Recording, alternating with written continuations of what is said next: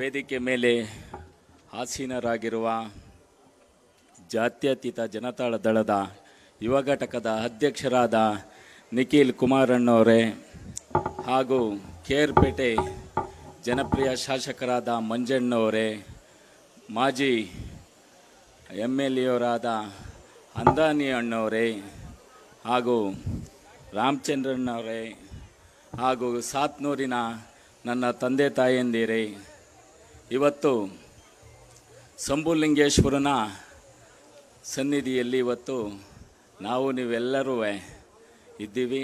ಇವತ್ತು ದೇವರ ಕೃಪೆಗೆ ಪಾತ್ರರಾಗಿ ನಾವೆಲ್ಲ ಸೇರಿ ದೇವಸ್ಥಾನ ಉದ್ಘಾಟನೆ ಮಾಡಿದ್ದೀರಿ.